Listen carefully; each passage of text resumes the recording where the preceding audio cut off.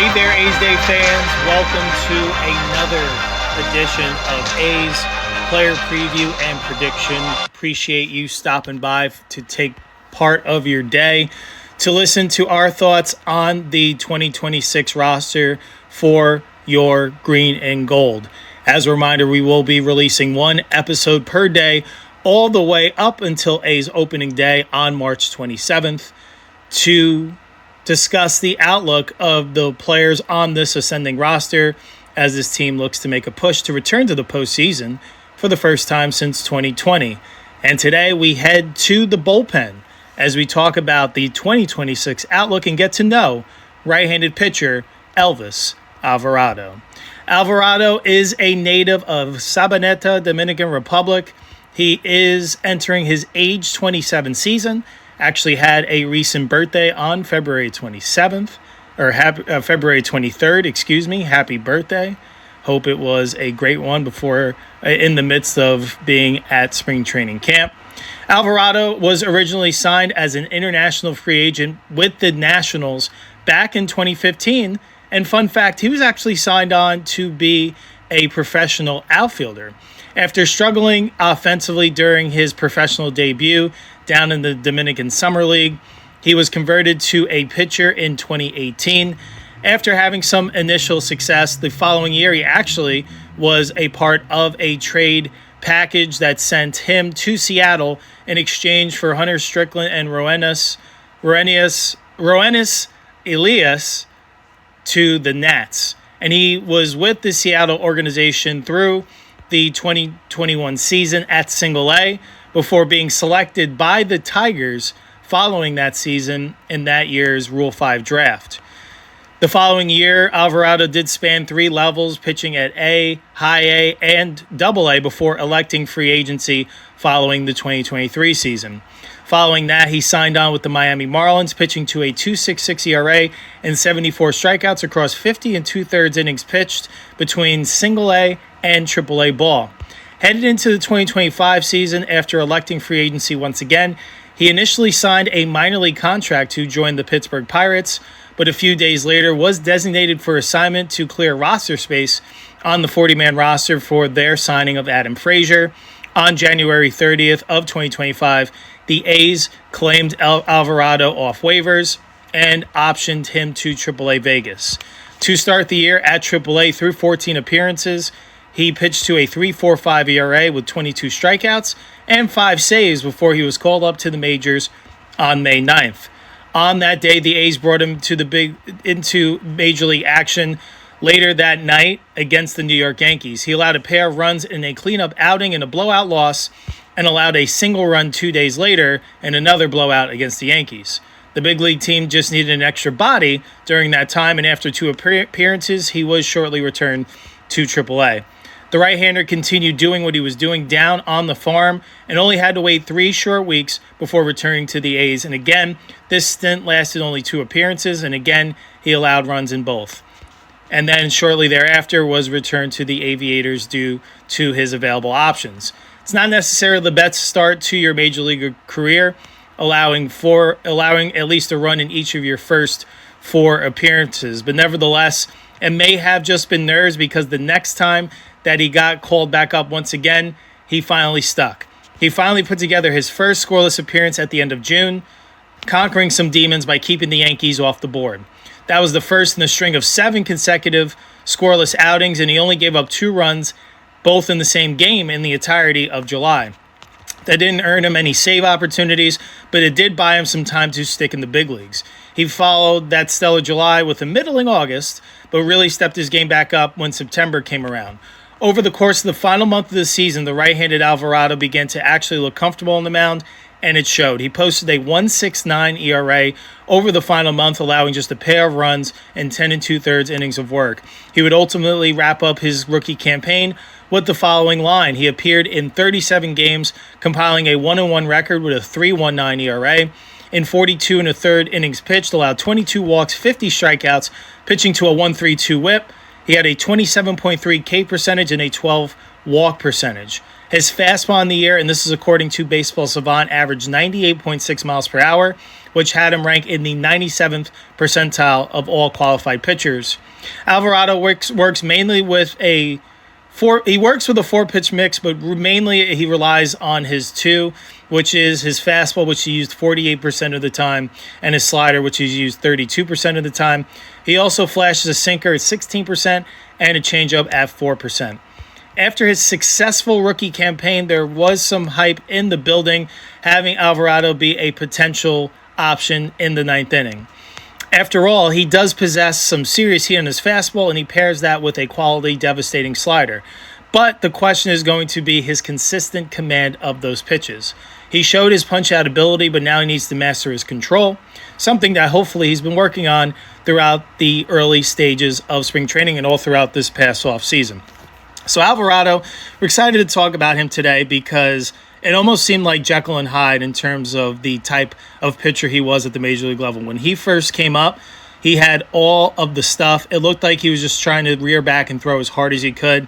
Sometimes it got by some hitters, and other times it led to some damage when he was falling behind counts and then had to pitch to more hitter-friendly zones. So after his shuttling back and forth between AAA and the majors earlier in the year, from July on, he was one of the A's more reliable arms. They could count on him. It seemed like he had a better bearing on his command and looked like a more polished reliever, a high-leverage back-end reliever, especially throughout September. He was nearly lights out. I mean, he was absolutely electric, and I think he's got a ton of momentum going into 2026. He's got to be brimming with confidence because he was able to couple his electric stuff, which is sitting averaging nearly 99 miles an hour. He can hit triple digits and above. We've seen it. He's gotten out some big hitters. Now I would love to see it over the course of 162. Finally gets his first taste of Major League Baseball at the age of 26. So I'm sure that had to be satisfying for him. And I feel like by year's end, he probably has to look around and feel that he has the opportunity to stick. He just needs to build upon what he did this past year. And now he's going to be in the midst of vying for that closer role. The A's haven't announced who the closer is going to be. There are plenty of candidates, and Alvarado certainly has thrown his hat into the mix. To me, if I had to pick, Alvarado has the makeup to be a lights-out closer. He's got the stuff, the command is improving, and just that big tall frame on the mound at the end of the game, I feel like just sets that visual precedent that this game is over. And I feel like a guy, especially brimming with confidence with Alvarado, while this past year was his first year at the big leagues, he's had plenty of success at the minor league level too as well. It just seemed like it's been a waiting game for him to tinker with different methods on how he can figure out finding consistency with his command. And I think he finally found something with this A's pitching development coaching staff.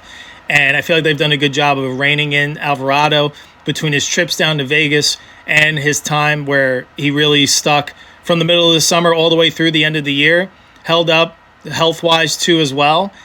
And to me, he would be, if you were not going to move forward as a closer by committee, Alvarado to me has the most long-term potential, but I think he gives you an excellent shot to nail down the door to get that 27th out and preserve victories as soon as this year. Now, if you want to go closer by committee and have the closer be brought in based on the opposition's lineup lane, now, if there's a ton of right-handed hitters, maybe you go to Alvarado. If there's a bunch of lefties, you go to Hogan Harris. Maybe they'll do something like that. But I feel like Alvarado, if not the closer, needs to be heavily involved in end-of-game situations to help preserve leads or perhaps keep the opposition for expanding theirs. But there's a lot I like about Alvarado. Keeps it simple with the fastball slider. I know he showcases the changeup, which I think is something that will develop, and that heavy sinker can be effective, especially pitching at a hitter-friendly park like Sutter Health. But I think if he can just really hone in on commanding that fastball slider mix, he has the opportunity to be a dominant reliever for quite some time. So looking forward to what he brings to the table. I think he's one of the guys you look to the bullpen that I feel like has a very high ceiling. And hopefully he sticks with that command, utilizes that stuff. And I think by year's end, we're going to be turning our heads as to the type of season that Alvarado was able to put together. All right, according to Fangraphs, this is how they project his 2026. They expect him to appear in 58 games, pitching to a 3-3 record with a 4.19 ERA. in 58 innings pitched, 27 walks, a 1.37 whip, 3 saves, a 23.8 K percentage, and a 10.9 walk percentage.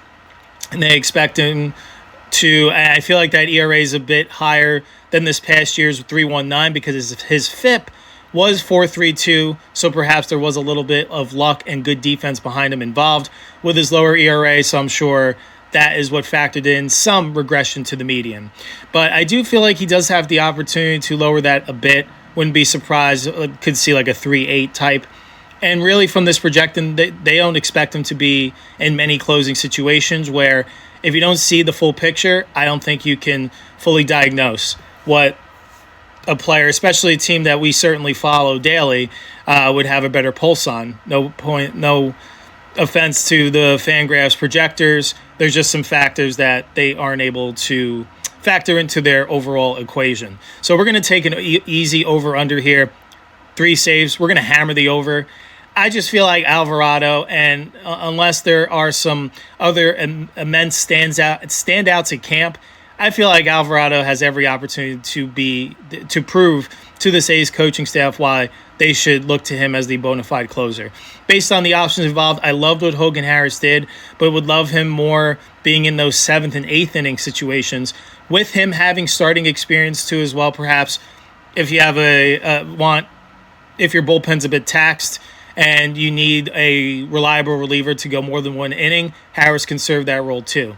So I feel like having Harris locked in at the closer role maybe pigeonholes his role a little bit more as compared to Alvarado, where I feel like he's best suited 1 inning, slam the door in that 9th inning, good morning, good afternoon, and good evening. Or if you want him to be a setup guy, although you do have Mark Leiter Jr. currently slated in that role. So that's why I feel like Alvarado, all the signs to me are pointed out as long as his command remains on the trajectory where it was heading. He's throwing strikes, he's getting outs. I would love at least to start the year to see Alvarado get the opportunity to be the A's everyday closer. So that's a wrap. That brings us to the conclusion of another A's player and preview prediction episode today. We talked about right-handed pitcher Elvis Alvarado. We have high hopes for him and really excited about what he can bring to the table for the green and gold.